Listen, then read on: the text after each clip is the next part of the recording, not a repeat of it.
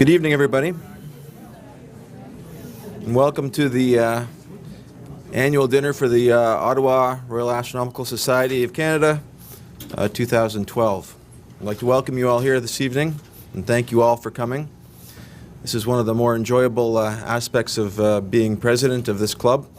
For those of you who don't know me, my name's Al Scott, and this is probably one of the last official functions I'll have as your president. Our next monthly meeting on the 30th of November, we'll have our elections, and if all goes well, my esteemed colleague here, Gary, is going to take over as your new president. And Celestron telescopes for everybody. he's got a great platform. I'm voting for him. So before we get started, I'll just give a brief year in review for you. It won't be long. We've had a really exciting year in 2012. Our membership this year is standing currently at around 321 members, including 7 youth members, which is more than twice the amount we had last year, which is quite impressive. Over the past year, we've had a lot of interesting events. It's been a historic year with the Transit of Venus event, the last one in most of our lifetimes.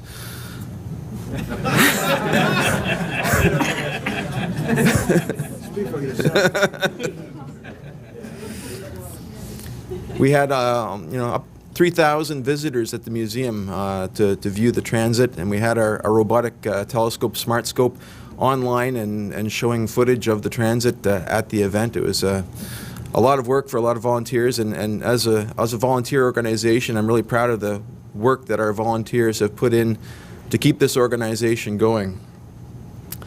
Thank you. We had the Science Fun Fest again this year at NRC in Booth Street. We must have had about 1,500 people come by through our booth to look at our displays and our telescopes. We supported Astronomy Day again this year at the museum, and we had hundreds of people come by and take eclipse goggles from us, and we had some nice pictures of a few of us wearing eclipse goggles that were published in the Ottawa Citizen, associated with an article by Brian McCullough. Good job, Brian. We had also, a lot of our members were in the news. Many articles and photos by our members were published in Sky News this year, including a 15-year-old youth member, Jacob Von Chorus, which is an impressive achievement at any age. Mr. Von Chorus also won the Greenwich Royal Observatory's 2012 Young Astronomy Photographer of the Year Award this year. Wow. Wow.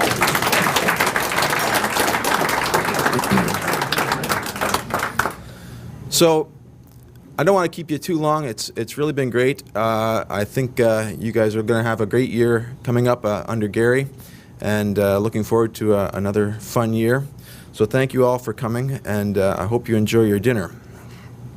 Now, before we get going, as a Royal Society, we have one event that we always do every year, a toast to the Queen, our sponsor. So I'd like you all to fill your glasses and stand.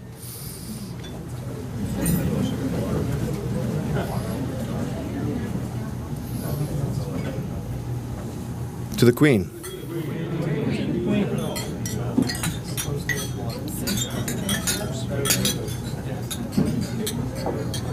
Mr. President.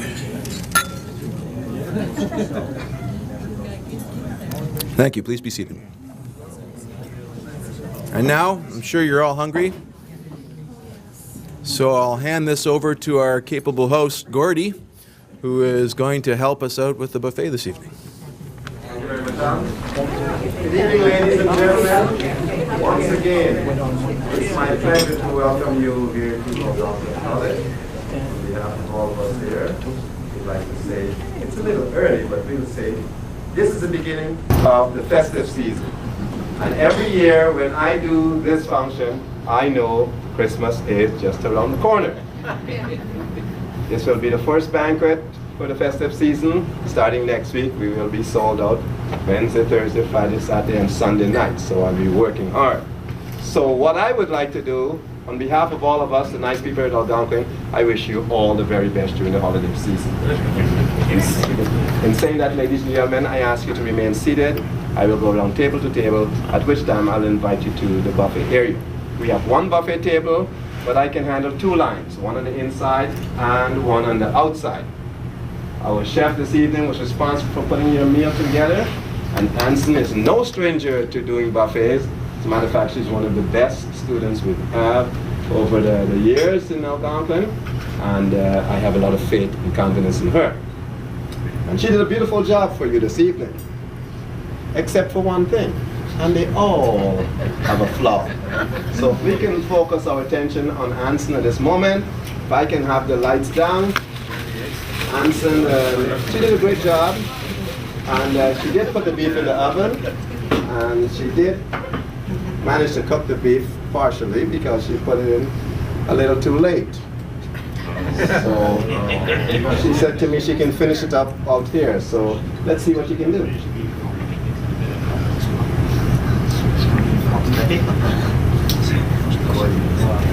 All right.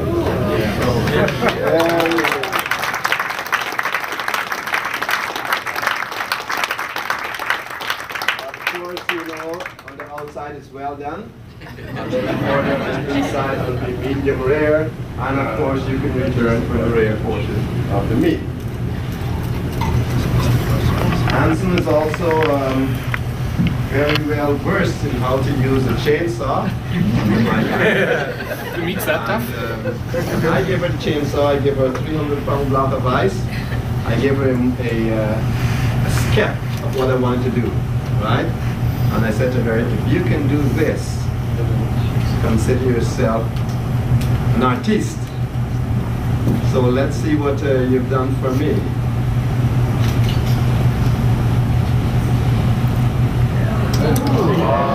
Okay, very good.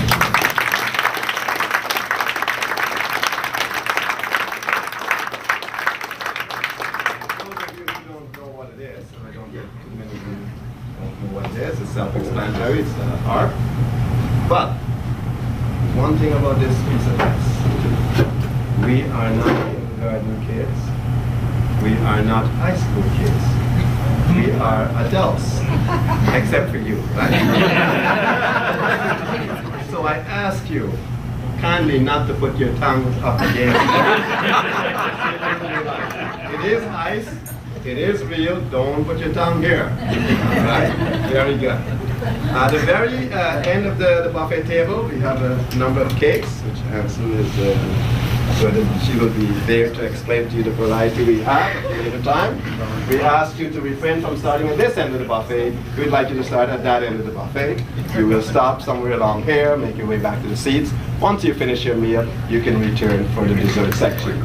We will be bringing coffee to your tables, those of you who like tea, and we'll ask the waiter or myself or my assistant Helena, and we'll get that for you.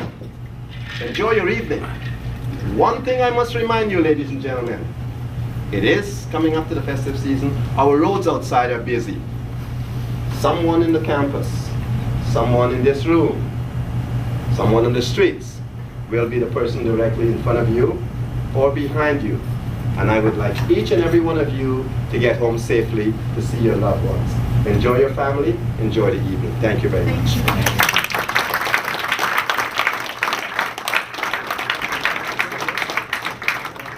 Our next item on the agenda is our speaker. I'd like to call up Vice President Gary Boyle to introduce the speaker.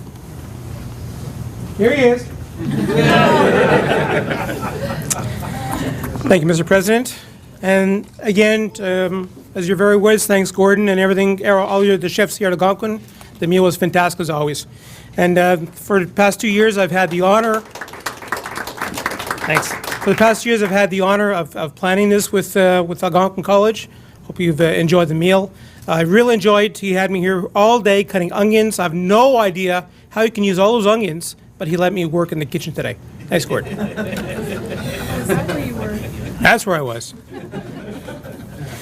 Well, Dr. René Racine obtained his PhD in astronomy in 1967 from the University of Toronto, where he later became professor from 1970 to 76.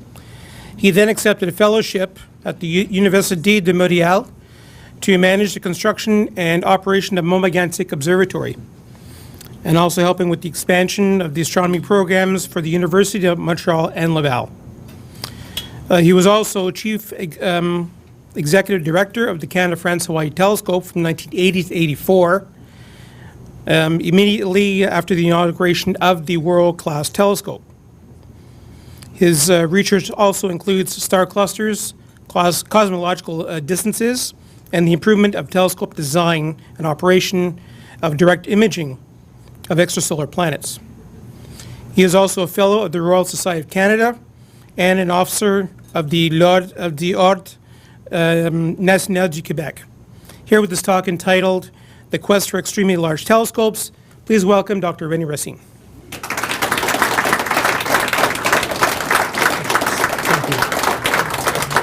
I have two laser pointers in case one fails. Yeah, okay. Thank you. Well, thank you. It's hard to be eloquent after such a dinner.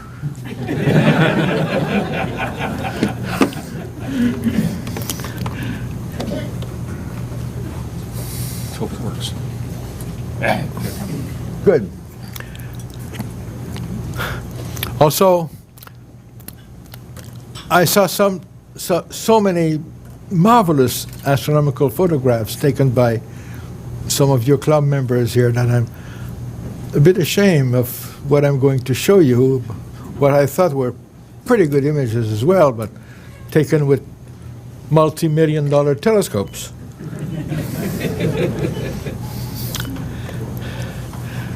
So I'm going to tell you about this quest for gigantic telescopes, something which has been going on for over 4 centuries.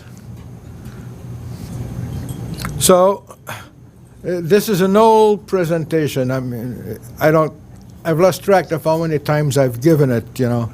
It's at least 10 years old, and I've updated it dozens of times. Last time was last night, of course, for this talk, because this is a very active and evolving situation. So in brief, I'll tell you why we want gigantic telescopes, and briefly review the history of the growth of telescopes over the centuries, and talk about technologies and the great telescopes of yesterday's and today's greats, and the dreams for tomorrow, including some delirium. And finally, the challenge, which I let you guess what it is, but it mostly translates as a dollar sign. Okay. To me, astronomical observatories are just beautiful, and that's their main quality. The CFH telescope on Mauna Kea, in this picture by Jean-Charles Cuyandre, an astronomer and talented photographer, gives you the impression that there's beauty and serenity, and there's more to observatories than doing research in the guts of the universe or extrasolar planets, but there is peace. And I think that this is one of the most inspiring things about astronomy, and one that touches more people than those very learned papers we publish in journals that no one reads. So we marvel at the night sky, and we're all amateur astronomers. I mean, I built my first telescope when I was 12. You see, you know. Didn't have a PhD quite yet. Just because I wanted to see what the crescent of Venus wanted to look like, and what the moon and the craters and the satellites of Jupiter. So this is one reason to build telescopes, just to see the beauty of the sky. And at my age now, I think that's the most important thing about astronomy. And that's why I love to come and talk to quote-unquote amateurs, because I'm an amateur, and what we do, what the professional astronomers like me do is really just to feed amateurs with things that they can tell hundreds of thousands of people. We only speak to half a dozen readers of our scientific papers. Now, we build telescopes for scientific reasons too, and there are two main reasons now, surprisingly enough. The key reason, as of the last decade or so, is to look at the nearest object we can think of, the extrasolar planets. And I'm not going to say too very much about this. I understand that René Doyon was here a couple of years ago, and of course he's the king of extrasolar planets in Canada and worldwide, and he's also one of my former students, so that's great. And then the most distant things, the cosmic evolution. I mean, how did it all begin? You know, okay. And that's why we build telescopes. Not only because they're pretty, because they help us answer these questions. Okay. So I'll say a few words about extrasolar planets. Apologies to all of you because you know all of this thing. Okay. Why are we interested in extrasolar planets? Well, of course, because we want to understand what the planets are all about. Right? But there is a more profound reason, I think. More profound reason, which I think was well couched in this French philosopher language. The eternal silence of infinite space scares me. Okay. I mean, are we alone? And Pascal himself thought about this in the mid-17th century. And this is really why we want to find out about the solar planets, the other planets. Not that we want to move there because the real estate here is too expensive or too polluted. Just because maybe there's someone out there. Is there chlorophyll on these planets? I mean, is there life?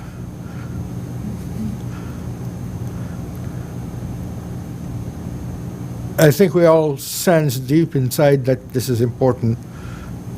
I'm sorry to say that some people not far away from here don't sense that. Now, how do we do this? Well, there are three basic ways. The first one is the basic action-reaction. If you have a bright star, okay, which is swung around by a dark planet, as Disque Noir, you know, La Danse à la Ville shows, okay, center of gravity is fixed. Center of, okay. So the star goes around in a small orbit, and the planet goes in a big orbit because of lever equilibrium. Now, you don't see the planet because it's dark. But you see the star, so you see that the star is wobbling a little bit, sideways or back and forth in radial velocity. And that's how you find that there are planets around stars. And this first one was discovered by two young Swiss astronomers in 1995, and there's about 1,000 known so far stars that we know are orbited by planets. We don't know anything about the planets themselves, except the period, of course, but okay. So that's one way, action-reaction.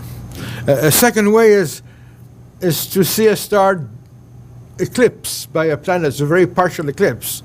You know, a few hundredths of the light is masked by the disk of the planet, okay, by these transits here.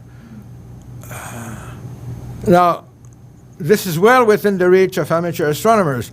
This light curve here, which has an amplitude of about 200th of a magnitude, was taken with a 10-inch telescope by a Finnish astronomer, amateur astronomers. Okay. So you can discover planets that way. Tells you if they come back, how long the eclipse is, and then something about the relative size of the planet and the star. It's useful. And then finally, and most importantly and directly image the planets. Planets are faint, black cloth, okay, and they're buried in the glare of the star. And now you can devise tricks to turn the star off, or almost turn it off, and then see it around here. And of course, this has been done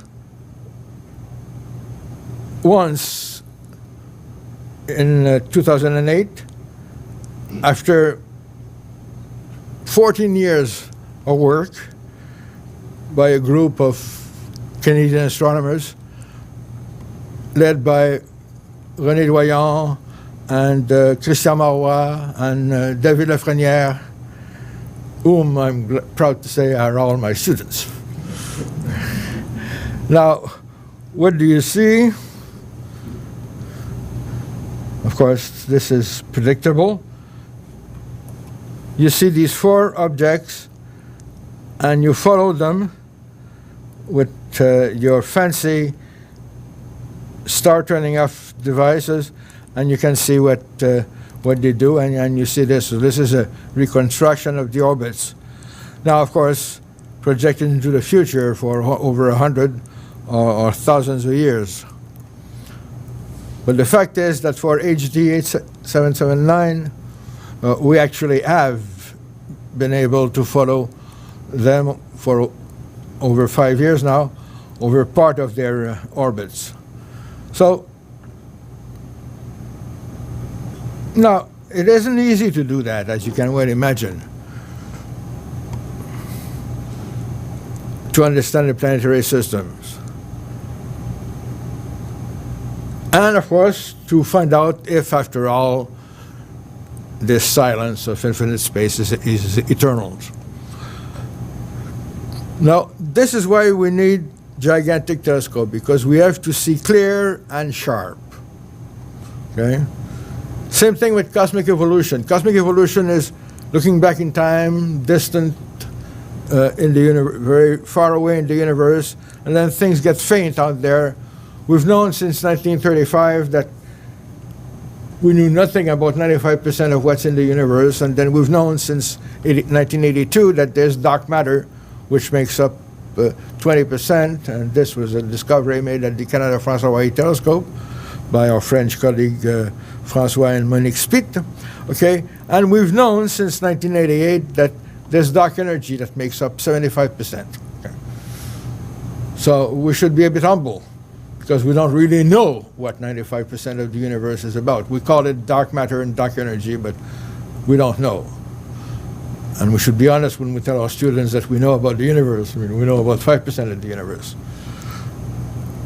especially the energy. Not surprising that the U.S. Department of Energy is funding telescopes to look at the dark energy. Who knows? It might be useful. So we have still to discover this. And again, to do this, we need gigantic telescope. Why? Because we need more light. Things are faint. So the light that you get, luminosity, is the diameter square, okay, the area, collecting area of the telescope. We need better resolution, because we see things we want to see things that are very small, planets around stars, structures of distant galaxies, and the like. Now, to do this from the ground, we need to correct atmospheric turbulence. To do this from space, you also need to use adaptive optics, because even space telescope optics are not perfect. And we need more contrast. We need to see faint things next to bright things, planets next to stars. And the contrast is also goes as a diameter square. So the global performance of a telescope is the product of the luminosity times the resolution times the contrast. And that goes as the 6th power of the telescope diameter, the aperture of the primary mirror or lens. So if you make a telescope 2 times larger, it is 64 times more powerful. That's been known forever, almost. And this is why telescopes have grown. To illustrate this, this is a simulation, of course, of the same image of a star field, same star field, scale of the increases with size here. 8-meter telescope in natural seeing, you see this blur, okay, in 600 seconds. If you take the Hubble Space Telescope, which is only 2.4 meter, takes you longer to get the same light, but you see sharper because you're in space. Okay. If you have diffraction limit on an 8-meter telescope, you will see this. This is far better than that. And if you make the telescope 30-meter diffraction minute, it takes you only 10 seconds to see this, whereas to see that took you 600 seconds. So this is a visual illustration of the benefits of having bigger, larger telescopes. This is the history of the telescope, from the days of Galileo with his 2-centimeter telescope in 1609 to today's Keck and large binocular telescope of 10-meter size. I could speak at great length about the details of this, but let's not. If you look at the biggest telescopes which have been successful, the crosses are the quote-unquote premature instruments. They were built, but they didn't work. Okay. You see that there is a steady growth over 4 centuries where the diameter of the largest telescope in the world doubles every 45 years. It's been like this since the early 17th century until the 20th century, the end of the 20th century. Okay. Now, these are projects for the future. Okay, and I'll zoom on this picture here. These are the gigantic telescope I'm going to talk to you about later. Look at this. So this is the last part of the 20th century, 1950 to about 2000. Those are in operation. You may recognize them, okay? The 2 Keck here, the LBT and the VLT and the 8 meters and all the like. And these are the projects of extremely large telescope. As I say, this presentation is 10 years old. Okay, when I first presented it in about 2000, this is what was the future was to hold. There were projects for a 100-meter telescope, and others for a 50-meter telescope, and then 30-meter telescope. Now, 2013, just about now, okay, November 16, 2012, is what the plans are. Some projects have simply disappeared. I mean, that thing has nothing here. This doesn't exist anymore. Others have shrunk, okay, a lot.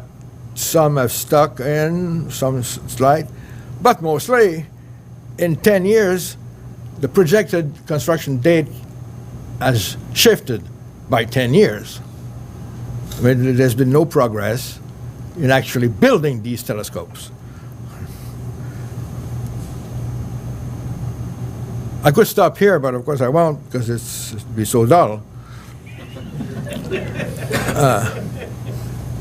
To give you an overview of this, okay, there were 9 large telescopes built in the 70s. Palomar is a bit of an exception here. 9, 4-meter class telescope. The next generation was built in the year 1998-2000. There were 17 of them, twice as many, okay, of 8 and 10-meter telescopes. Now, does that mean that the next generation, which are now being planned for the year 2020, there are going to be 35 of them? and they will be 30 meters across. Well, I hesitate to think so, but still, these are the dreams for tomorrow. Projects which have merged into one, others which have completely disappeared, and a couple which are plowing along. Okay, so basically, tomorrow's dream are made up of 3 telescopes. So let me show you pictures of these instruments of today and the past. Okay, I need to explain to you what makes it conceivable or not completely ludicrous to think we can build 4-meter telescope, 30-meter telescopes. Okay. You need special optics, active optics, segmented optics, adaptive optics, computer, which we didn't have 50 years ago, and very sophisticated enclosure to protect the image quality. And these are example. Active optics. This is the 8-meter primary mirror of the Gemini, one of the 2 Gemini telescope. It's 8 meter across, solid glass, but only 15 centimeter thick. Okay, because if it was 3 meter thick, you just couldn't support it and move it across the sky. So it's a bit like a piece of paper. Okay, and it has to be supported because it's very flexible by very many. There are, about 86 radial support and about 200 back support. Okay. So each time the telescope moves, all of these support are adjusted under computer control to keep the telescope in good optical shape. Now, if you want to go much bigger than 8 or 10 meter, you got to segment the mirror in smaller hexagonal pieces, and this is a picture of the segmented optics of the TMT projects. Now here you have something like 400 little tiles, okay, much like a bathroom floor, each one being individually supported and bent into shape by a special support. Now you can do that. I mean, so each of these tiles is 1.4 meter across for the 30 meter and 5 centimeter thick, and it needs to be supported very sophisticated way. Now, mostly, if you really want to get the most of large telescopes or of any telescope, you need to correct for seeing. I mean, a star out in space emit wavefronts which are strictly very flat. And if it wasn't for the Earth atmosphere and the imperfection in the optics, but mostly the Earth atmosphere, you would have a very sharp image of the star. But you don't. You have a blur. The astronomers get a blur. Now, there's a way to correct this, and this is the adaptive optics. And I'll show you a view which illustrates how adaptive optics work, how you correct these wiggly, messy wavefront into a proper, nearly space quality wavefront.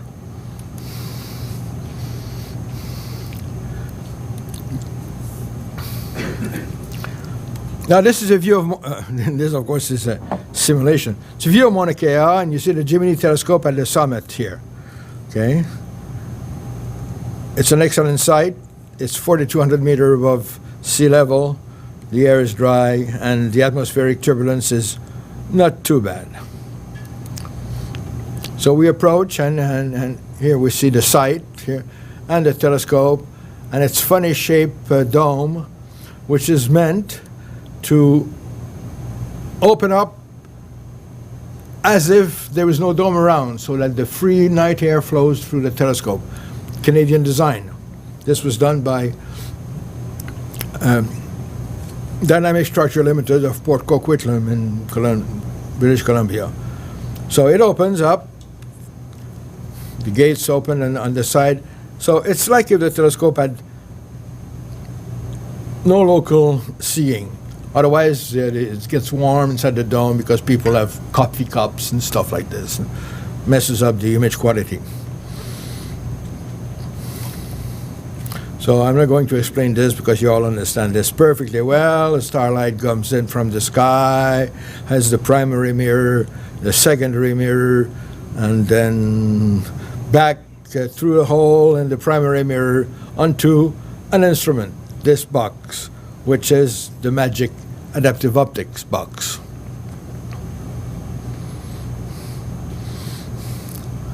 It's a detector, there's a CCD, and you see the light comes from the telescope and is focused. Focus here, and there's a lens that makes the beam parallel again, and then onto another mirror, and into another lens which will refocus it here. So nothing moves so far.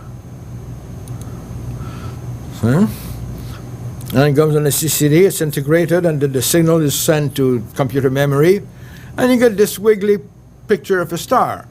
This is the typical seeing agitation of the atmosphere, which is varying all the time, okay? Why you get this? You get this because the wavefront from the star have been distorted by the atmosphere, okay?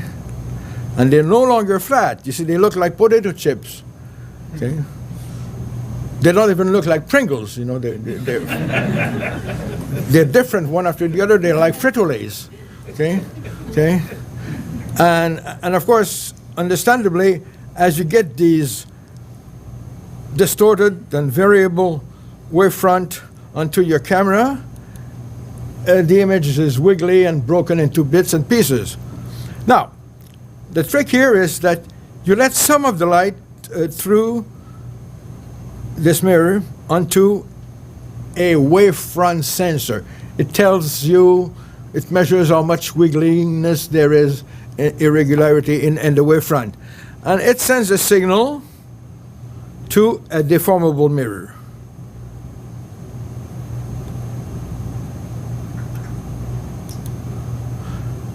There you see? Now, if you close the loop, the deformable mirror sees the signal from the previous potato chips and takes a shape such that after reflection, the wavefront will be flat again. And you'll see this now. See? I should go back a little bit. Make you see this a bit better.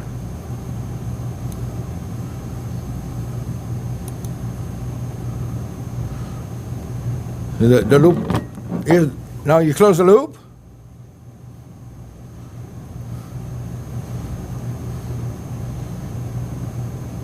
And now you see, here the potato chip is concave here, but the mirror is convex. And when the potato chip is reflected on the mirror, it'll be flat. As if there had been no distortion, as if there had been no atmosphere, as if the telescope was in space. There. Works great.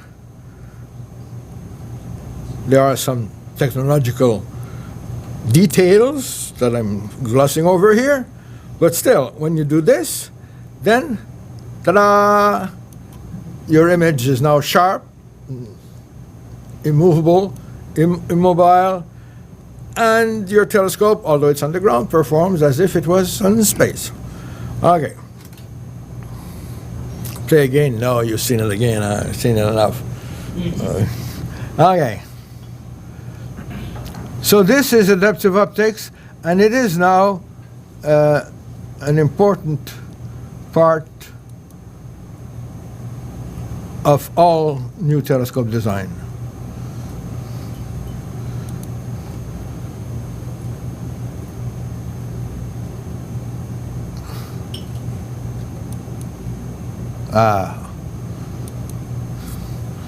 Okay. And it's used on today's great telescopes. All telescopes have it now. Gemini North, you recognize this is it in the real, in flash here, not just this cartoon that you've seen. There's 7 countries working together to make this thing happen. You can see here the shadow of Mauna Kea at sunrise. This is looking west here in the upper, in the stratosphere. It's beautiful, okay? And it produces nice images. Just to rub it in again, 4 planets, gamma ray bursts at 30 billion light years away, Saturn and Titan. Although, I must say that this is no better than the photographs that you've seen from your member here. Although it's taken with an 8-meter telescope and adaptive optics, so that's sometimes you wonder if it's worth. This is the same planetary nebula seen by the Gemini telescope and the Hubble Space Telescope. And you will notice that the Gemini telescope is far smoother, is less grainy than the Hubble, because an 8-meter has more light and gives better, sharper, smoother images than a 2.4 meter.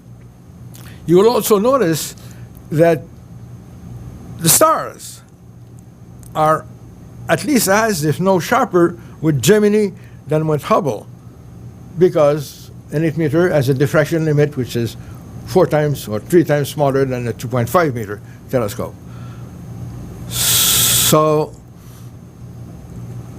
when you see all the beautiful results published by NASA with the Hubble Space Telescope, which are truly beautiful,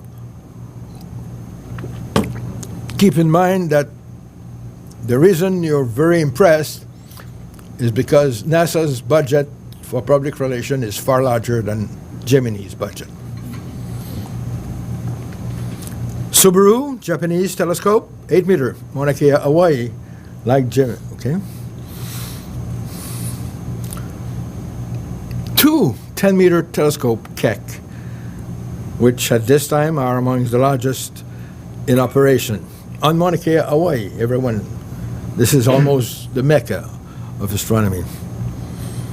And Keck produced splendid images in the infrared.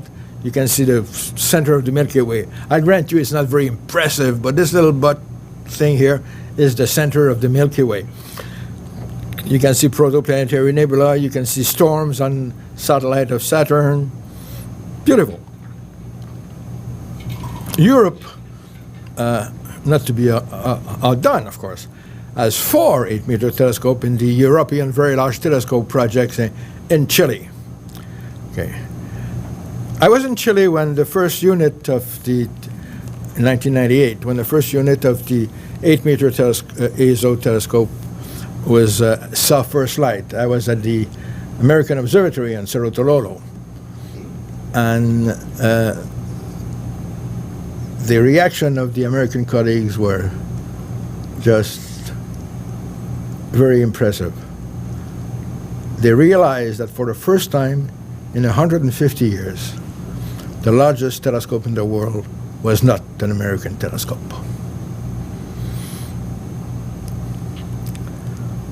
VLT, nice images. We had a transit of Venus here, but here's a transit of Mercury, the VLT, volcanoes and Io, colliding galaxies. These telescopes produce fantastic images. Now, of course, tomorrow. Well, first and foremost, in space. I'm glad to see that we have so many people here from DMA, ComDev, Space Telescope, Canadian Space Agency. The James Webb Space Telescope, 6.5 meter telescope, will replace HST. And here again, here's a clue to what's going on. The first time I had this slide, of course, it was supposed to be in 2012, that is last year, basically. Now it's 2018, and if you ask people, it may be a bit later. It's just difficult. This is a comparison of the JWST, folded segmented mirror, and HST, the same scale. You see, the people are the same height here and as they are here, but the telescope is much bigger. This is going to be a fantastic instrument, and this is all I will say about it because I'm not personally involved in it. On the ground, of course, there are plans for more. The Americans will build the Large Synaptic Survey telescopes. Be ready. They need you. Okay. This is the first large telescopes for amateur. Okay. It's an 8.4 meter telescope. It has a 3-degree field diameter.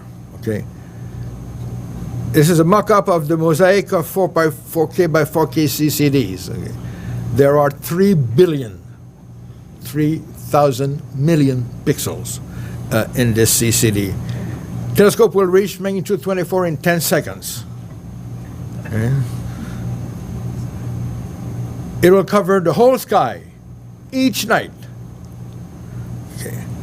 It produces 30 terabytes of data per night.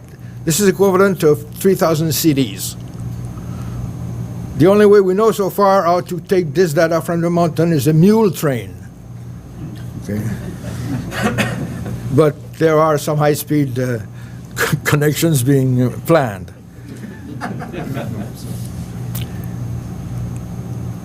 And mostly it needs an army of image analyzers. Okay. So the data will be open to the public.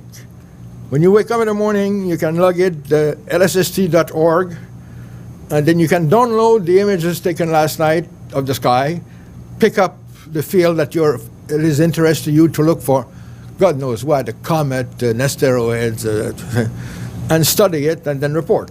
And you can download the software required to do the analysis. That's the plan. That's the plan. How are they planning on storing all that data? One of the main sponsors of LSST is Google. Google has a large farm of disk and computers. Yeah. Thank you. The other sponsor is the Department of Energy, because they're going to look at the dark energy aspect, the distortion of metrics in space and the like. Yeah. It won't be up for another decade or so. No, by then, terabyte USB keys will be available at Walmart. So.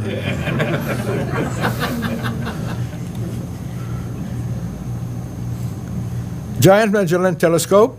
This is a U.S. project again. Carnegie Institution leading it.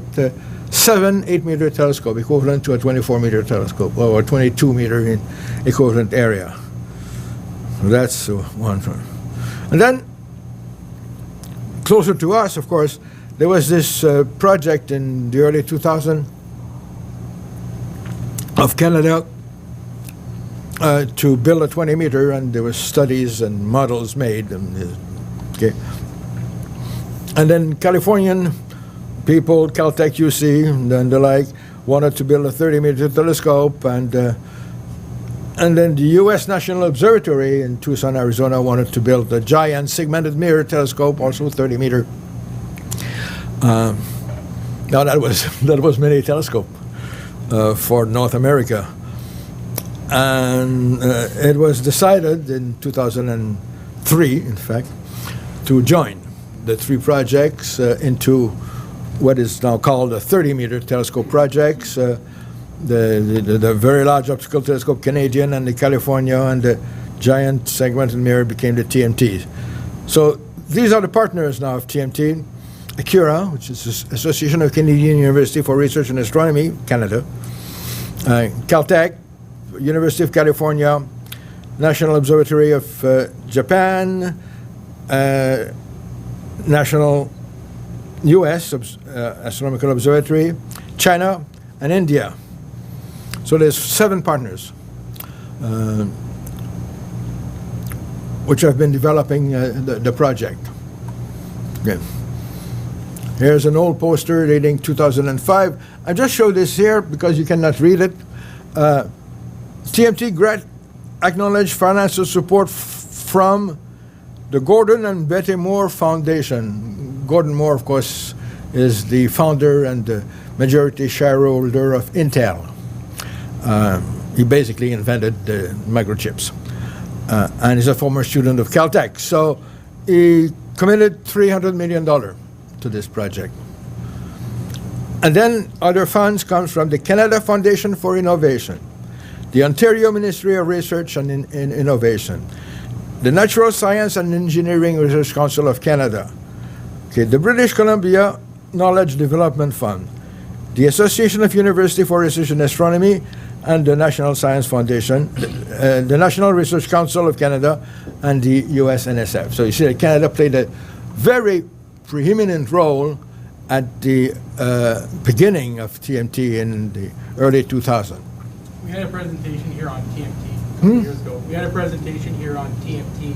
We had someone that speak about it, yes. Who spoke about TMT? It must be Luc Simard. That's Yeah, okay. Right. I don't know if Luc gave you all the budget, Mr. Khan. I'm telling you about politics. Luc is great at talking about the science, which is important but easy.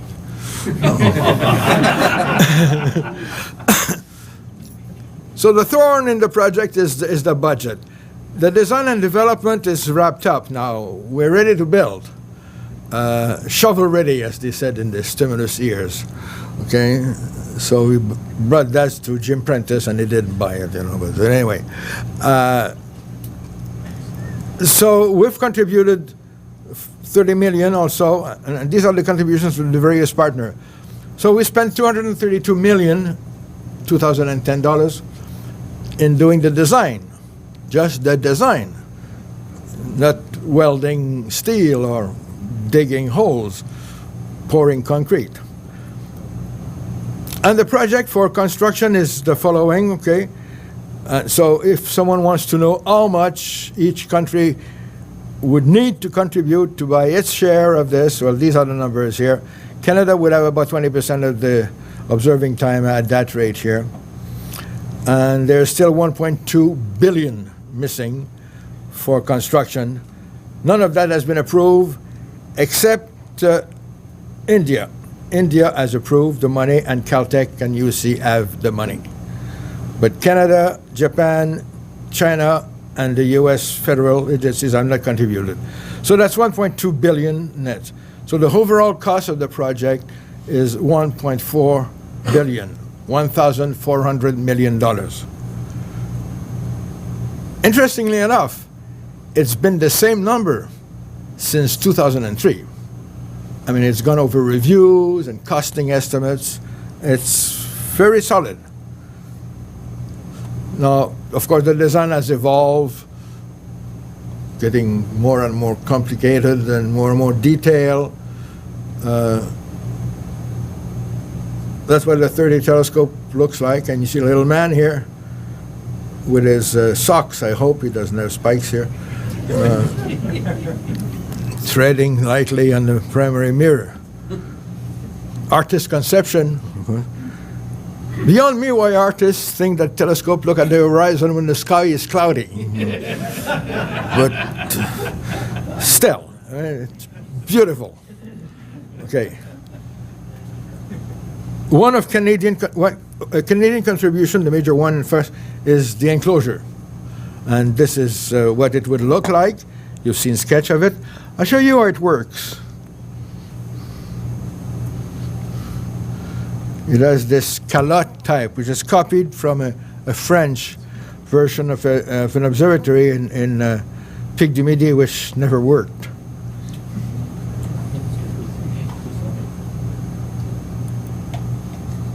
Come on. Ha.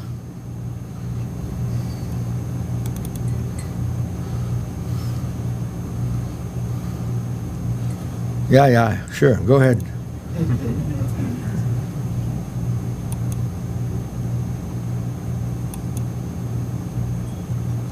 Okay.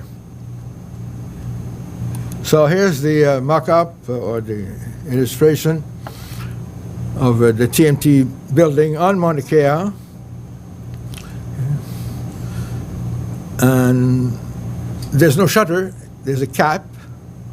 And the cap can be brought to any elevation by rotating about this inclined track here. And the whole thing can rotate in azimuth about this track. So I'll show you how that goes. It takes only a few seconds. Go for it. There you see the cap is lifted and is hidden inside the dome. Then the whole thing can turn. Now the reason for this, of course, is to protect the telescope very well from the wind. One of the big engineering challenge with these large structure is that they will flap in the wind. And at places like Mauna Kea, sometimes the wind is howling at 60 knots, 70 knots, you see. Okay, so this is the Canadian design to solve that problem. There is, on the other hand, lots of ventilation gate to make sure that you can clean the air and prevent the coffee cups from warming up the seeing. So there you go.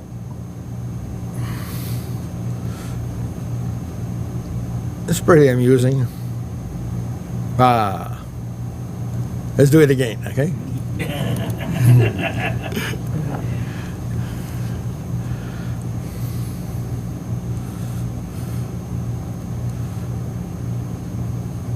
I think Luke showed us something like that. Luke, I'm sure he must have had the same clip. Yeah, we all have the same clips here. You need not invite all of us. Just one is enough. Okay. Okay, get lost here.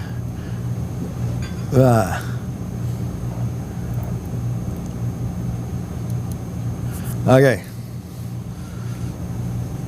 Now, these are dreams. Why stop there? Why stop there? French wouldn't stop there anyway, right? So, here is the delirium that came out of Europe in 2002 to build a 100-meter telescope, an overwhelmingly large Howell telescope. Overwhelmingly means, I think, although English is not my native language, means that it can never be surpassed. After 150 years, we don't want to lose the leadership again. Okay.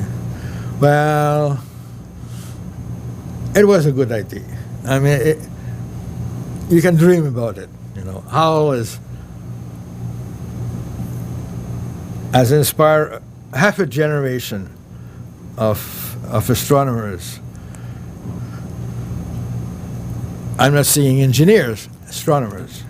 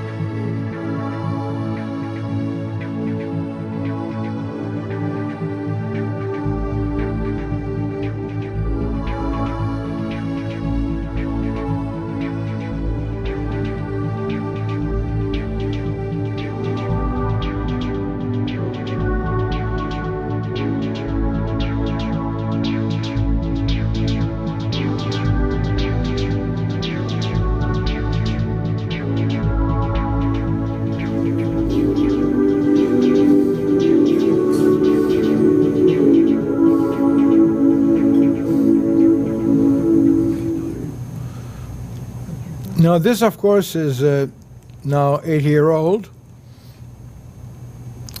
And I'm sure that by looking at this structure, all of you are wondering whether it could, in fact, ever be built. Of course, it cannot. Okay. And reality has to catch up with astronomers eventually. And in 2006, 2 years later, after this was produced, here's a press release which appeared in New Scientist that Europe was to build a mirror up to 60 meter, but it could range between 30 and 60 meter. Okay. All show that the concept, a review of all showed that the concept would be too risky and would take too long to build. And I remember participating in all these discussions, and indeed. But I'm sure that this video, and I apologize for not having downloaded the iRes version, which is, terabytes.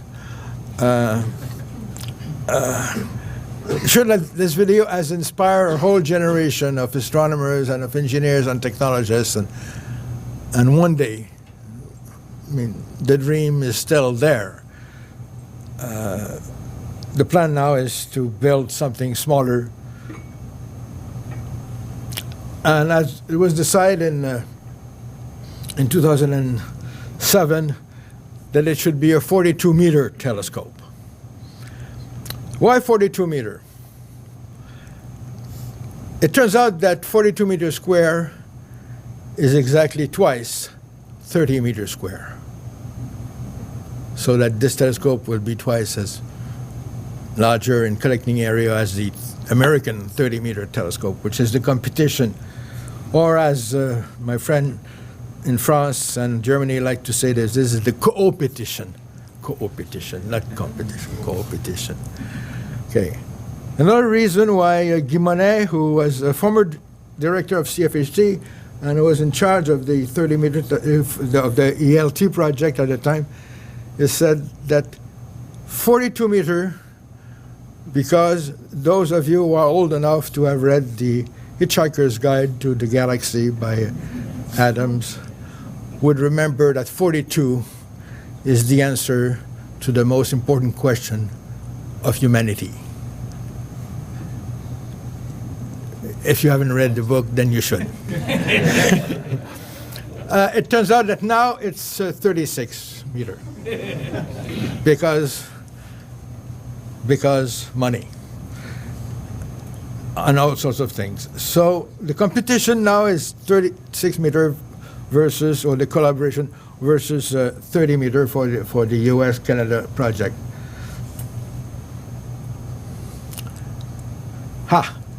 To be fair, of course, they've also updated their video. And I'll show you the current ESO video before it was downsized to 32 meter, to 36 meter. It's a pretty good video and better music this time, I think. Also better resolution.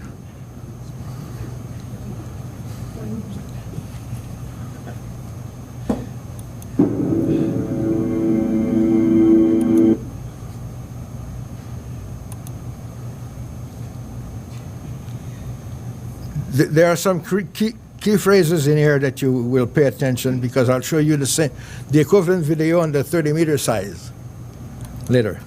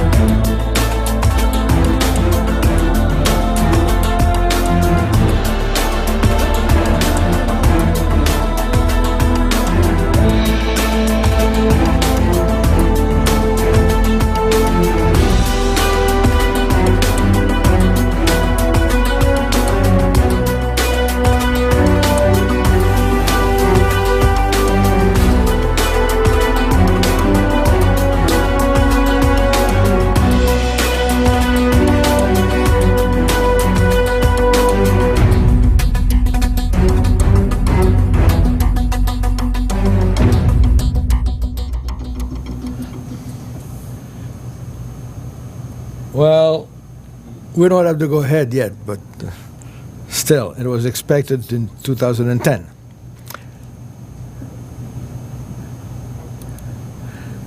Notice the difference in concept of the enclosure from the TMT. Anybody's guess as to which one will work best. So,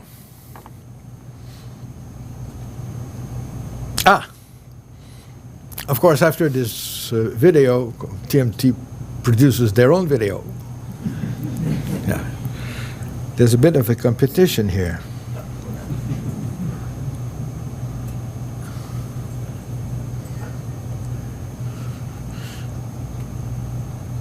And you will notice in places the style is different. Music is less aggressive. But they claim the same thing. I'm not going to play all of this one because it's a bit long and repetitive with what I've already said. But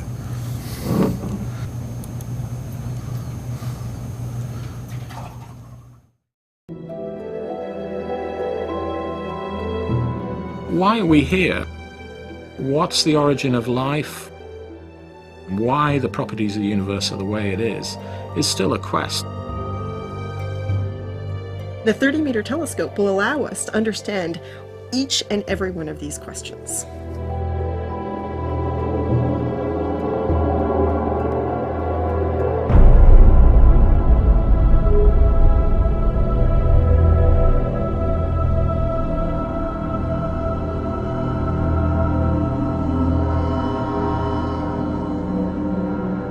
The primary mirror is 30 meters across.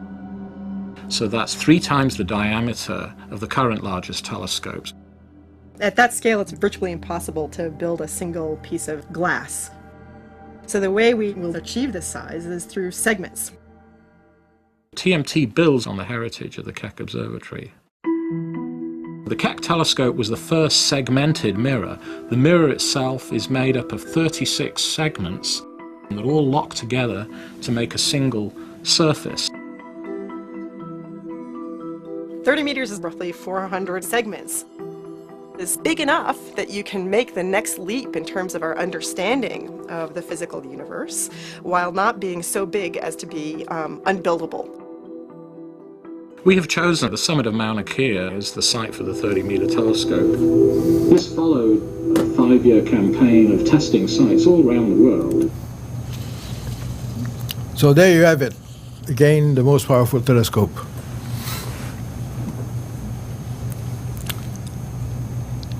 Okay, well, I'll wrap this up now. We've seen enough to get excited or sleepy. I'll end up on the usual dullish thing and the challenges. Situation in Canada is the following. In 2009, spring 2009, we were told by the minister that they will study proposals, and they've invited proposals for a 25% participation of Canada in TMT. This. You know, as of today, we haven't heard from them. No decision. Industry Canada has launched a study of the situation of astronomy in Canada. There's a very good report on this. It says that Canadian astronomy is world leading. Canadian astronomers are world class, and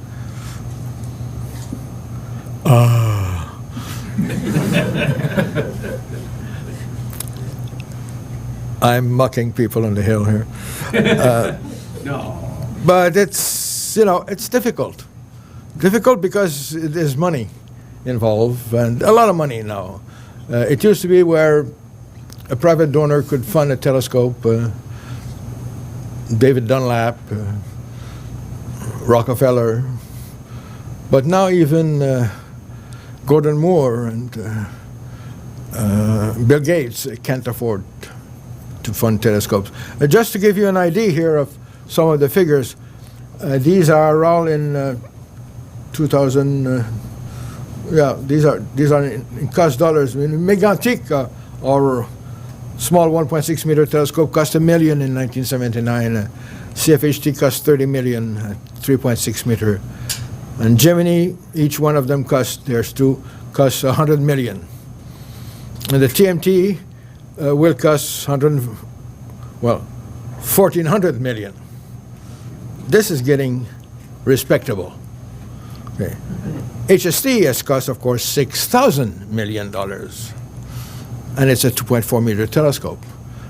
So when people ask me, well, why don't you put your telescope into space? Well, that's the answer. I mean, the GDP of the United States couldn't put a 30-meter telescope in space. Unless ComDev comes up with some very clever ideas. An interesting thing is that if you look at the cost in $2,000 of telescopes that we know of, from 1 to about 5 meter telescopes crept at a rate of about, as a power 2.5 or 2.7 of the aperture. And then over 5 meter, going to 10 meter, and then eventually 30 meter, we use new technology, thin mirror, active optics, and that allows to break the cost curve. Now you can tell me none of these telescopes have ever been built and paid for. That's right. But I don't think we're off by a factor of 10 in cost estimates, as we will have to be on the previous curve. Now, we may be on a factor of 2, but I live in Montreal, so, you know, what's factor of 2 in cost is no. Okay. Another... The Mafia expressed any interest in telescopes over there? Who? Lots of money. The Mafia in Montreal. Yeah, I know. And they're also very religious, maybe. Don't you have them in Ottawa and Toronto? Yeah, they're on the hill. They're on the hill, right? Another interesting thing, which I concocted, which I uncover, is that during the 20th century, nations increasingly invest a larger fraction of their GDP in telescope cost.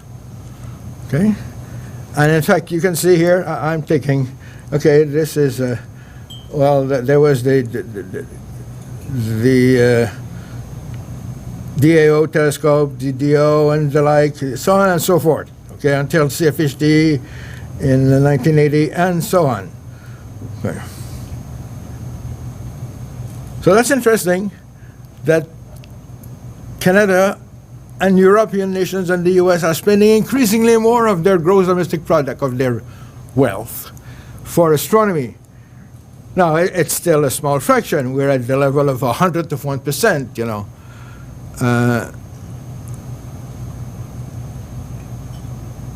Telescopes are costing 1,000 times less than healthcare, just to give a reference. But still, it's increasing. It has ups and downs, and it's been mostly down since 2006, but that's good. That's good. I can understand that. Now, if you're really bold, you'd extrapolate this thing backward to 1609 and to in the future, and you get this ridiculous or interesting thing. If you extrapolate the crescent curve of growth here, you actually come up to pretty close what the Galilean telescope represented in 1609 as part of the GDP of Europe at the time. It takes a lot of research to see this, but I've done it, you know. I mean, God, with the internet, you have access to so much things. So this is great. So it's been going up for 4 centuries at about the same rate.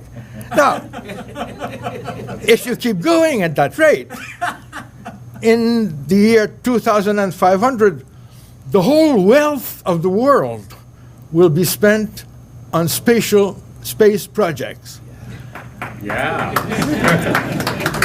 Now, this is a bit of an extrapolation here. But come to think of it, I mean, in 500 years, wouldn't it make sense that we'd be more concerned about space than we're concerned about Earth? None of us would be here to prove me wrong, of course, but anyway, that's a thought. So you can make your bets. Okay. As I said, this is an old view. When will we have the 30 meters? 2025? 2030? My bet is 2025 now, but okay. We'll put the video in a time capsule and see if you... One of the old questions I had is, who will see the first exoplanets? We now have the answer, Canadians. Okay. Who will identify dark matter? Any of us will see Howl, or our children, or in my case, grandchildren. Will there ever be such thing as Howl? Is there a limit to what we can build, or to what we can afford? To help answer this question, for instance, recollect this here. The current projects for the Large Telescope are getting closer to the projections of the past than they did 12 years ago. Maybe it'll be another 20 years before we see a 30-meter telescope. I don't know. We'll see. We'll find out sometime. Vamos a ver, as they say in Chile. We'll find out. We'll know. So thank you. Thank you. You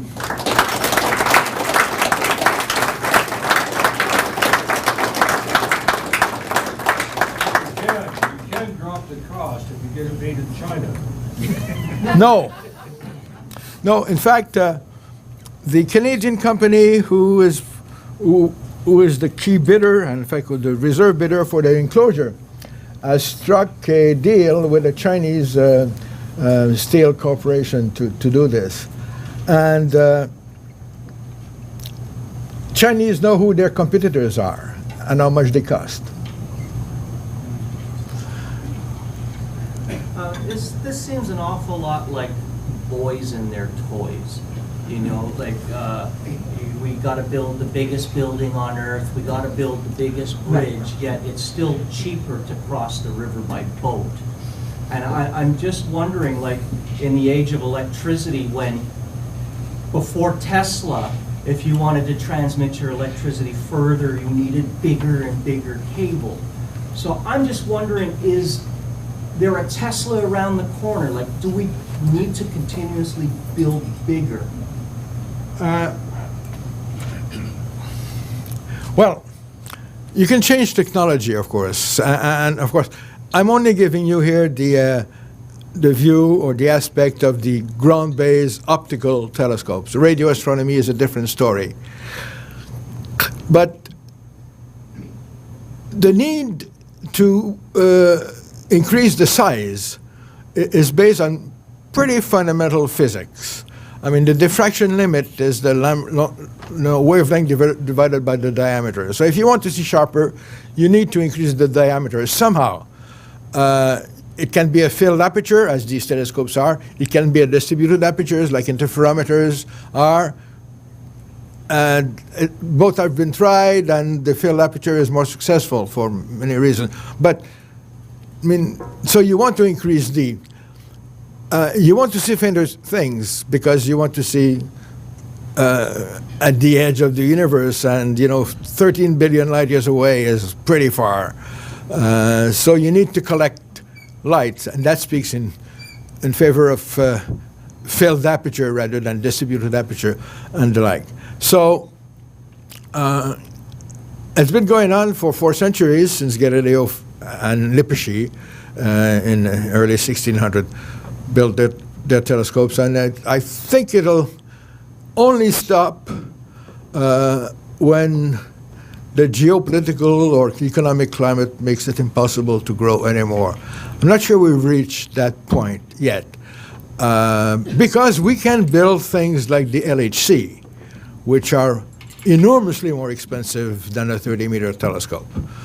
But nations have to get together to do that. I mean, LHC is a world project. The Square Kilometer Array of radio telescopes is a world project. These small 30, 40-meter telescopes are not quite world projects. They're continental projects, US, Canada, maybe transcontinental or Pacific Rim projects. Howell would have been a world project and would have succeeded in being one if it had been proven feasible, but it just isn't feasible with current technology. And that's why I'm asking these two last questions. I mean, how much can we afford? And can we build anything? Because there are, I believe, good rationale to build bigger. There are also good rationales for other types of research instruments, including smaller telescopes. And in the late 80s, I was preaching for a small 3-meter class telescope at a superb site, which would have a better resolution than the Hubble Space Telescope, which at the time was not yet launched. But I was overruled by people who said that, you know, quantity has a quality of its own. Yes. So what was the key flaw for the OWL that made it Okay. impossible to build? It, well, unstated, but certainly fundamental was the cost. Okay. Although it was never costed in detail, but by using any scaling law, it was beyond what Europe could afford. And these were not days where Europe would work with the US because they wanted to be overwhelming. Technologically, it was demonstrated that the two-mirror system that they needed, both had to be active and one had to be adaptive. And there's no way you could control them unambiguously unless you make some very theoretical assumptions about the nature of turbulence. So it was too big. Because even the secondary mirror, which was 25 meters in diameter, the secondary mirror, had to be adaptive. So, but mostly, as stated in the press release of ESO, which I've shown you, it was too risky and will take too long to build. And in the meantime, the Americans will build their own, and Europe will no longer have the largest telescope in the world. And this was the rationale. There's two large telescopes coming up then, TMT and the German one in Chile, the 36 meter. Yeah, the 36, yeah. Well, it looks to me like I had an email from the European Southern Observatory. Yes. Showing they're already pouring concrete and yeah. stuff like that for the 36 meter. Well, the other one is only a thought, isn't it? The TMT. There's no. Pouring of concrete or anything. No, they're not pouring concrete because we don't have a building permit yet. But we have a lease. We have a lease on. I mean, they have a lease. I say we because I've been involved with this. They have a lease on Mauna Kea on the north side of the summit cones. They have a permission to build a road, and they will start doing that. Now there is a third telescope, which is the Giant Magellan Telescope, GMT, which has also been pouring concrete in Chile and on Las Campanas, the 24-meter telescope. So, yes, so ESO is pouring concrete and on Cerro Armazones in the northern desert of Chile, Atacama Desert. Concrete is cheap. No, it sounds to me like the 36 meter will be up before the other two. If the things go at the same rate. Okay, it depends. Technically, they are equally ready. So the one who will be first built is the one who will be first funded. None neither is funded at this time. As I say, I mean, you can spend a few $100,000 and rent a bulldozer and pour concrete and it looks good on the press release. But you cannot build a 36-meter with a few $1,000s. Yes? What's your opinion? We now have X-ray telescopes. Yes. We've got the super radio telescopes, infrared. These are optical telescopes. These are optical, yeah. Optical infrared, yes. So in your opinion, what are we going to get more information from? Yeah. Optical or from the other areas of the spectrum? Well, an answer to this is an analogy. Suppose you live on a beautiful side on a mountain or a lakeside, and you have a house with many windows, but you decided to open only one window. Shouldn't you open all the windows and benefit from the view? And it's the same thing in astronomy. I mean, these wavelengths have access to different windows in the universe, on electromagnetic radiation for radio astronomies, on nuclear reactions for X-ray and gamma ray astronomy, on thermal emission for optical and near infrared. So these are different windows, and the information is complementary. Things have changed greatly even in my short life as an astronomer. Nowadays, I mean, when I was a student, there were optical astronomers and radio astronomers and space astronomers, and no more. They are astronomers. And astronomers use space and radio and optical facilities to solve a problem which they can tackle from many angles and then better find the solution. So the analogy with the windows in the house. Yes? It's been said that to build some of these larger telescopes, a whole series of much smaller telescopes, like CFHT, even Yeah. the Hale telescope, will have to close. Yeah. Is the trade-off worth it to close a wide variety of productive instruments? Yeah. Build one? Yeah, so instead of building a 30-meter telescope, you can build a 10-meter telescope, let's say, which have the same collecting area. Okay. The answer to your question is, well, it'll be more expensive to build more small telescopes than one big one.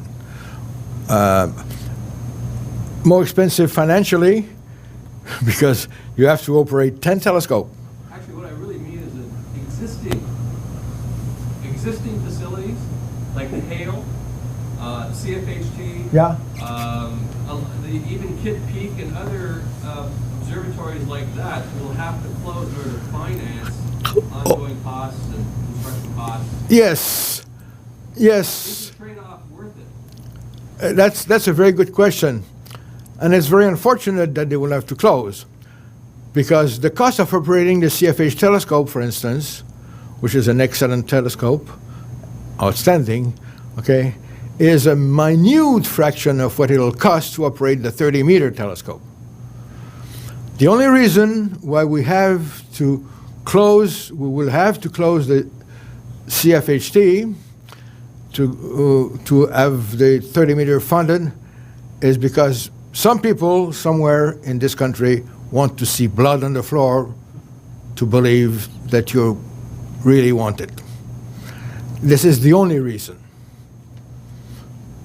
It makes no scientific, in fact, it's a great scientific cost. It makes no financial sense. It's costing Canada $3 million to operate the CFH telescope a year. $3 million. Staff of 25. Okay? There'll be 250 people working on the TMT. It'll be 10 times, 20 times more expensive. I mean, but you've got to shut it down. Maybe it'll do 20 times more science, I don't know. But it's this blood on the floor or on the table that people here want to see.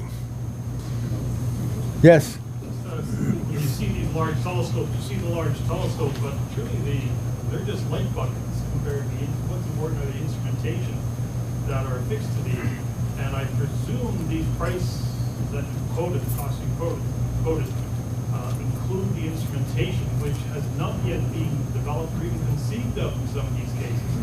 Make these discoveries. It's really, so what we're looking at here are really the most optimistic cost numbers because we really haven't incorporated the development of new instrumentation to equal the capability of these scopes. Yeah, that's a good point. I've only talked about the telescopes here, but the budget that I've shown include instrumentation. And it's true that auxiliary instruments like cameras, spectrographs, what have you, are fully as important as the telescope itself. I mean, we're going to put the eye at the eyepiece and make a little drawing, see. But on the other hand, they're not just light bucket. There has been a school of thought where why do you bother having all these highly polished, very high quality optical surfaces? Why don't you just put a heap of junk, glass and steel, and as many actuators and computer control you want and make a telescope out of it? If you figure out the trade-off, you better start off with a reasonably good telescope. But instrumentation are very important, and well, I'm sure that if Luc Simard was here, he must have talked to you about the instruments, the adaptive optics, the spectrographs, and the like. So they go together. Okay, we're going to have to hold the questions for now. Dr. Racine will be around till 3 in the morning to answer other questions. 3 in the morning, yeah, sure. His thing in town. As customary, Dr. Racine, we always like to give a parting gift for our guest speaker. You had a great illustrious career. I met you back in the early 80s back in Mount Megantic, and it snowed, so I couldn't use a telescope. Still does. Still does. Even in June? Even in June? I've seen snow every month of the year. Really? Wow. It's amazing. It's amazing. But thank you again for making our night very special. And thank you talking very about much. our appreciation. I should say that I've seen snow every month of the year in Hawaii too. Oh yes. Yeah. But there you can take.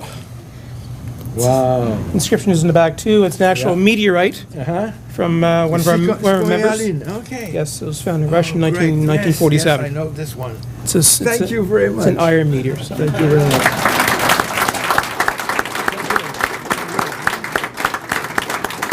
A funny story too, last year we had David St. Jacques, the astronaut, and who was David St. Jacques? One of his previous students.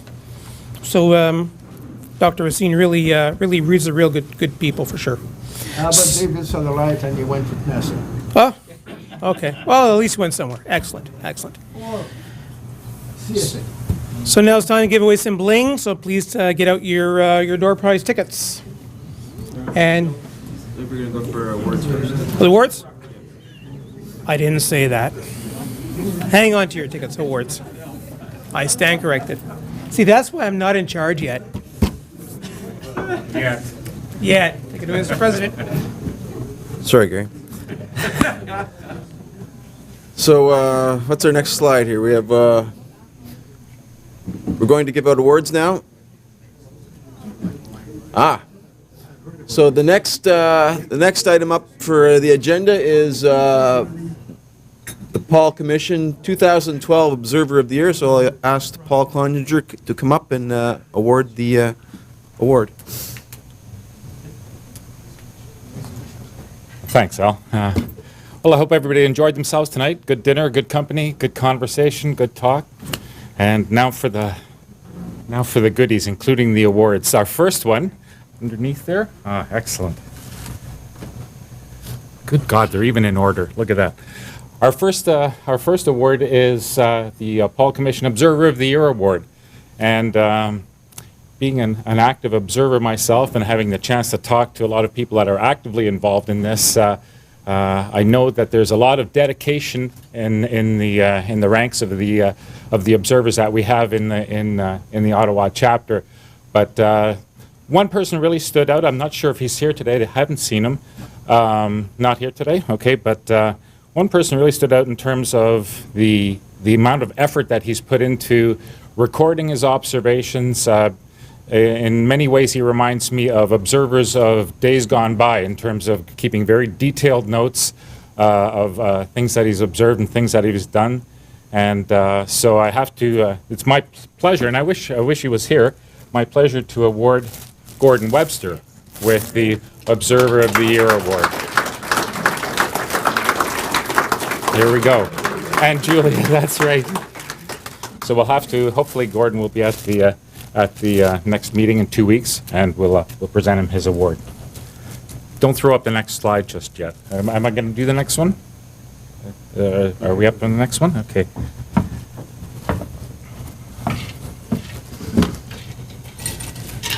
And I assume nobody's let the cat out of the bag here. My next award to present is, this was a tough one. This one was for Presentation of the Year.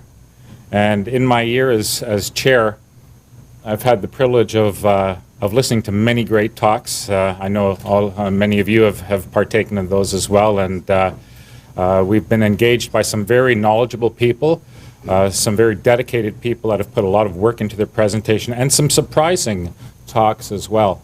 So it was a real toss-up for us to decide what the best presentation was, because it really depends on how you define best. There are many different definitions. For this year, we had a look at what we had in terms of the talks in front of us there, and one stood out for me just in terms of what it took to put this talk together and what it took to deliver this talk, because this talk was I found rather special. It hit a chord with me as well from my early years of observing, and I guess without further ado, I should mention that the award for the best presentation of the year goes to Nicholas Zuger for his presentation on My Astronomy Beginnings. Congratulations.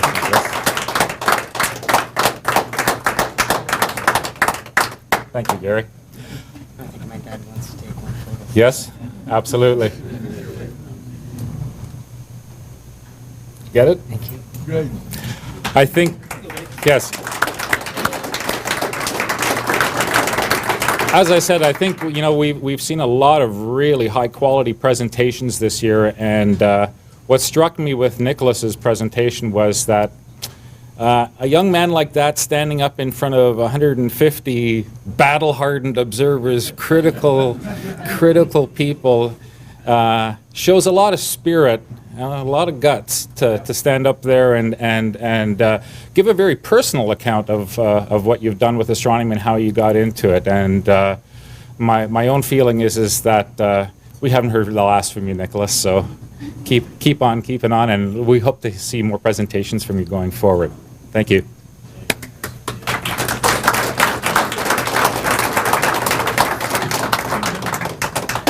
Okay, so next we have, let's see.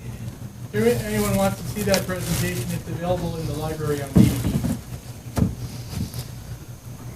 The next presentation is for the Astronauts article of the year. Now, are Astronauts editors here? Any of our editors? We've had a bit of a handover this year. Drew or Janet? Paul, you want to? No. Okay. We've had a bit of a handover in our Astronauts, which is our publication, monthly publication of our center, and it was difficult to pick out an Astronauts article of the year because we had a bit of a lull in the year when we didn't have very many astronauts, unfortunately. But there was one member that stood out, and so this award goes more to a body of work this year and dedication to supporting astronauts and continuing to put forward useful information for our members, and really supports the reason that we have astronauts. So I'll make the presentation this year. The Astronauts article of the year goes to Estelle Rother for continuing to do the minutes of our meetings.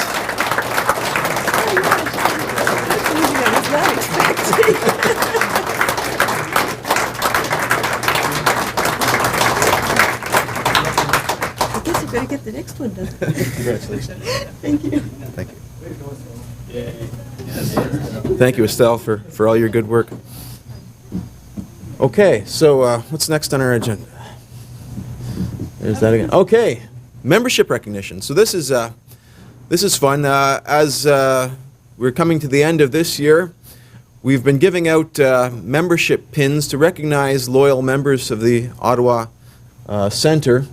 And this gives you an idea of the membership pins that we've given out. And you can see that we've had some members for quite some time. And as a new year rolls around, of course, we have people that get new pins. So I'd like to give out some pins to some of our members of long standing to recognize their many years of loyal service to the club. So 50 years. Art Fraser. Is Art here?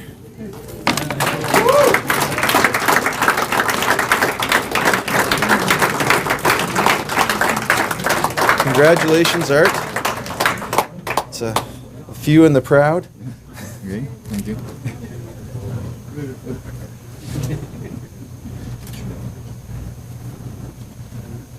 Wow, that's great. She gets half a pin. New 40-year members.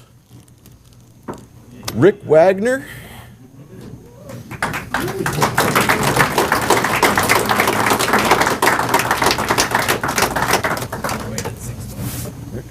Congratulations.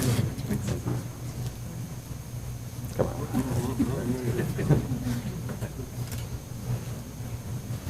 And Lou Cox. I've already sent Lou his pin. 30-year members. Derek McLeod. Derek? Not here this evening. Congratulations to Derek McLeod. 20 years. Stephen Nurse. Ex-treasurer. No. And council member. And youth members. Are any of our new youth members here? We've been giving out pins for some of our youth members. I think we've already given Nicholas his pin. Okay. Well, we'll give those out hopefully at the December meeting. So thank you very much for all of your loyal membership years. And now, Gary, the floor is yours. I can give you some bling. Thank you, thank you. As you can see, we have a smorgasbord full of prizes. Your chances of winning are 1 in 2.60869565. Please, nobody leave, or I'll have to recalculate. So I'll ask our illustrious guest, Dr. Rainer Racine, to tell us the first number. And there's no particular order. Whatever you want to grab, grab. You have to read the numbers, right? Please. Why are that too optic? 051. Yep, okay. I'll volunteer. Thank you. As you can see over here, we have a list of all the contributors of the 24 prizes. And while you're waiting, can you pick an air ticket, please? Absolutely. And of course, I'm number 1 and number 2. Sorry, I mean, I'm number 2. Debbie's number 1. Save myself in that one, eh? 013, lucky 13. Yes, it's Joe.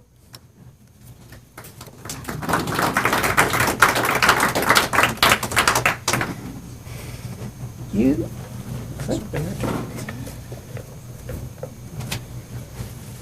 Okay. Number 23. 23. Barry.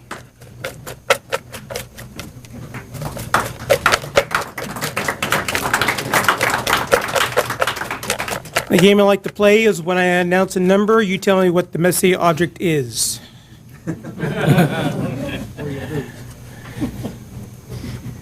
Thank you. Number 29. 29. What is it? It's an open cluster. John.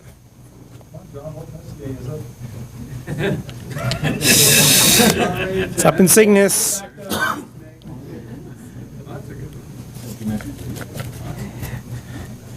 29 students. Thank you very much. And next winning number is...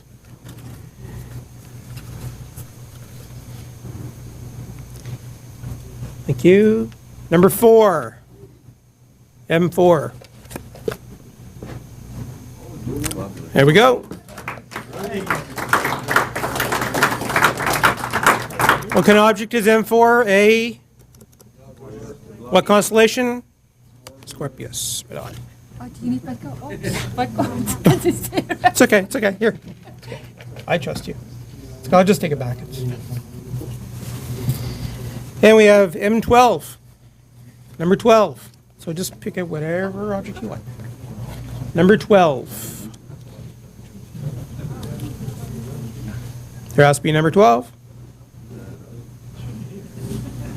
Joe's wife. Okay, Joe, what do you want her to pick? You should come up here and...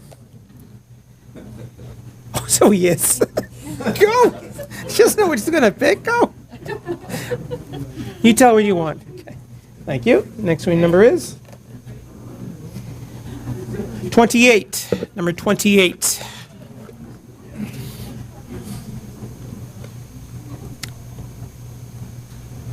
Nobody wants? Nobody has 28? That's probably ours, but Denver left it at the back, the ladies' room. We have 27 if that counts. Could have been 26. I have paperwork in you guys. Yeah, it's Deborah. Come on up, Deb. Come on up, 28. I think I made a list there. Good thing I made the list. Good thinking.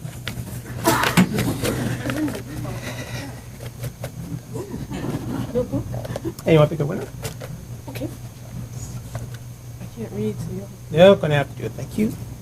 Number 24. Do 4. Do 4A. No.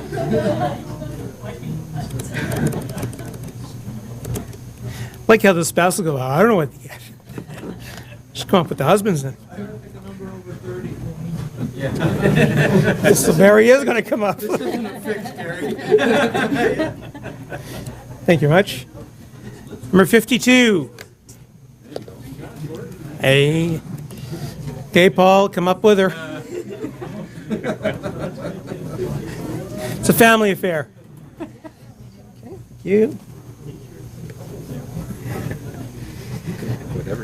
Number 43. 43. Mr. Baker.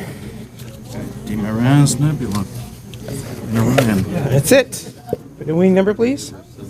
Oh, sorry, I just get handed. Oh, yeah, but pick one for the next. Oh, right, yes. Let's mix it up. Let's mix it up. I'm a statistician. I like randomness. Number 14. 14. Oh, way in the back. Here we go. Laser pointer.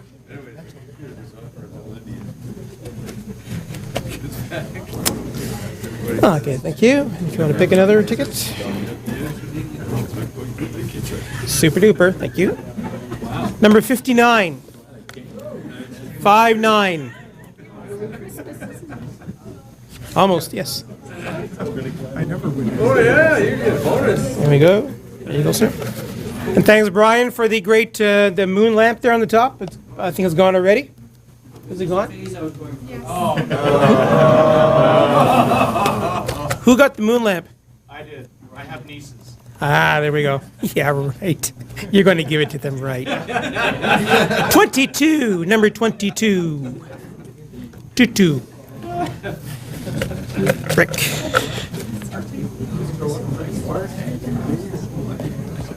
That's laid up.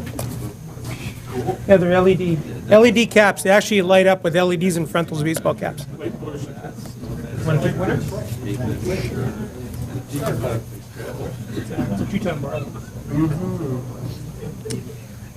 56.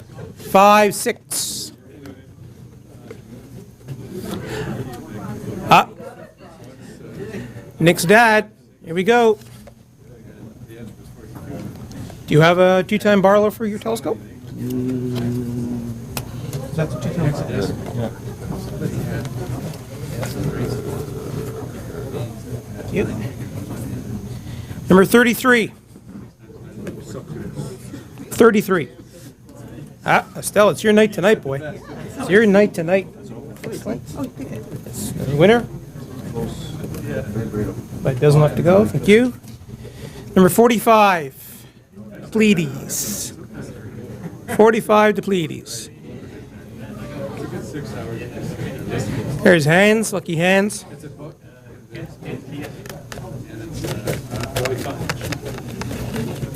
See, good thing you came, eh? Yeah. Thank you. Number 32. 32. Ah, here we go.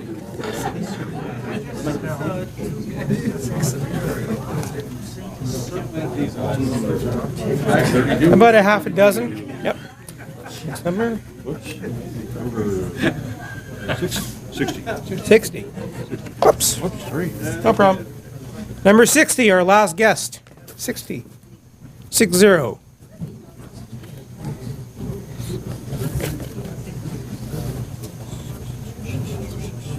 Flashlight. It's an LED flashlight. It's an XL, extra large. Yep. Okay, thank you. 69. 60 be the last ticket. She wanted that ticket. I don't know why. We only sold it to 60, but she wanted 69. Okay, thank you. I'll mention that. I Yeah, don't have much pig. It's a winner. it is. Excellent. What's your number, Brian? Thank you. That's an eyepiece. I know an eyepiece when I see one. So still 5 images. 5. Number 17, the Swan or Omega. 17. Oh, it's mine. Awesome. How'd it go, Eric? I won something. I win every year. Yeah, that's my number. Want to pick another one? Okay.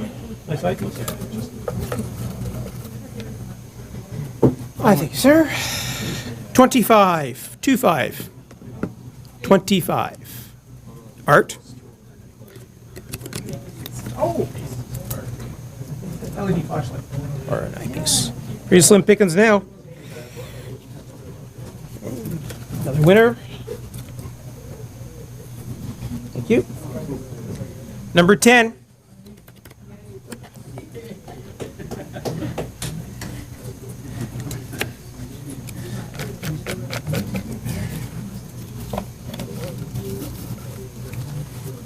Thank you. Okay, we still have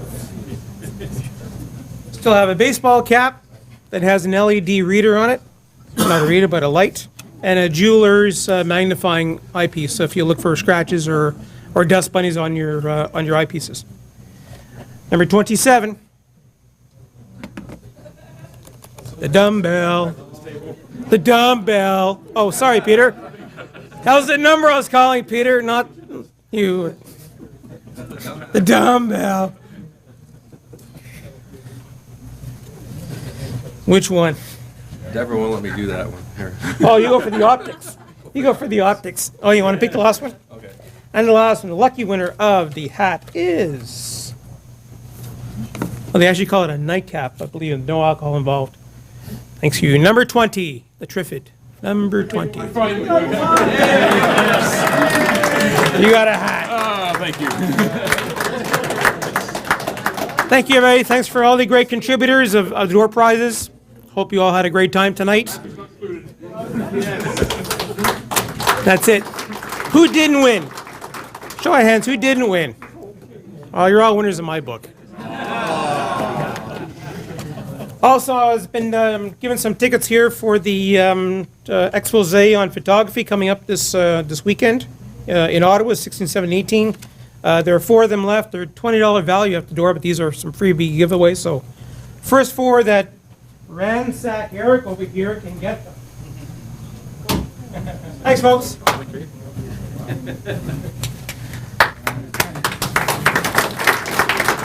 So ends my career as vice president. Hopefully by 2 weeks' time, I'll move up to his spot, move into his house. Can't wait to move into your house. I cannot wait to move into your house. It's been a great couple of years. Please drive home safely. We want to hear from you and not about you.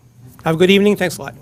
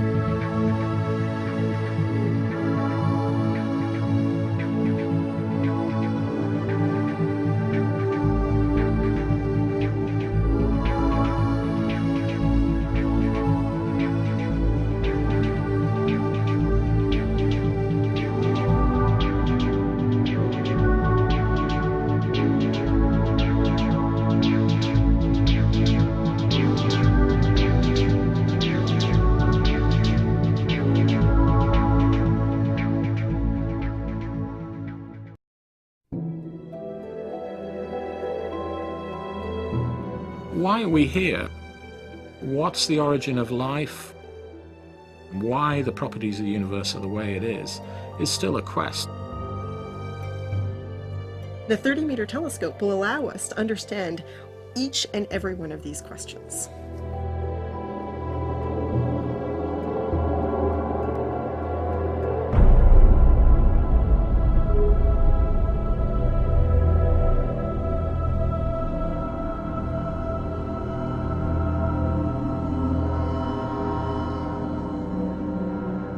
The primary mirror is 30 meters across.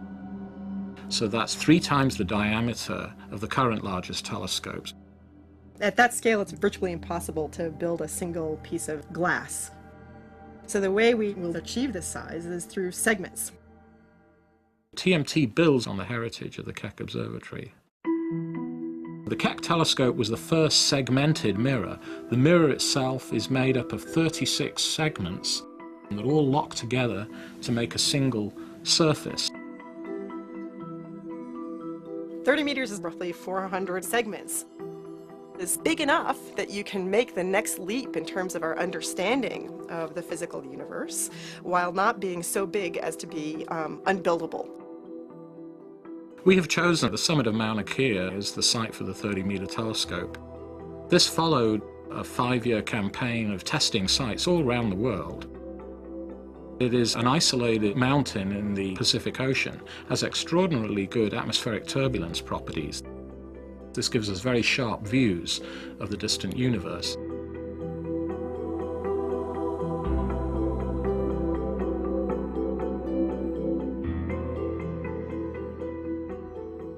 There's been great progress over the last 10 years in a phenomenon which we call adaptive optics, which allows us to correct for the blurring in the Earth's atmosphere. The trick to this is to shine a laser into the atmosphere and to watch the spot to tell us how that atmospheric distortion is happening. So the correction effectively takes out the twinkling of starlight and renders them as very sharp points of light. It means we not only can see fainter objects, but we can actually see details much more clearly than we would ever have been able to before. The Hubble Space Telescope has definitely set a milestone in high-resolution imaging. We've all seen beautiful pictures of distant galaxies. TMT, with adaptive optics, gives us a much finer quality of detail than Hubble Space Telescope. Hubble is about 2.5 meters across. TMT is 30 meters across. So we have that ratio, a factor of 15 or so, improvement in image quality, plus the bigger aperture that enable us to see fainter details. So you're impressed with Hubble? Wait till you see TMT. When we look deep in space, we're looking back in time. And so what I'm trying to do is, in a sense, build a picture book of how the universe has evolved from its beginnings to the present day. The 30-meter telescope will allow us for the first time to understand when did the very first galaxies and stars switch on in the universe. The big challenges in astronomy is to be able to detect Earth-like planets around stars other than the Sun. And this to date has not been possible. And with the 30-meter telescope, we should be able to detect an Earth-like planet and to take spectroscopy of this planet to understand the potential for life elsewhere in the universe. 90% of the material in the universe is dark. We don't see it. The 30-meter telescope will allow us to look at the structure of dark matter. If you like, its granularity. Is it smooth? Is it lumpy? On very, very fine scales. TMT, in studying dark matter, will actually complement laboratory experiments trying to detect dark matter, for example, at the Large Hadron Collider in Geneva. So TMT is an enormously powerful science instrument that's part of the armory of the physical scientist over a wide range of wavelengths and even disciplines. It's 400 years since the telescope first was invented, and it's been an astonishing story of scientific discovery. And the 30-meter telescope will extend and continue that story in a dramatic way.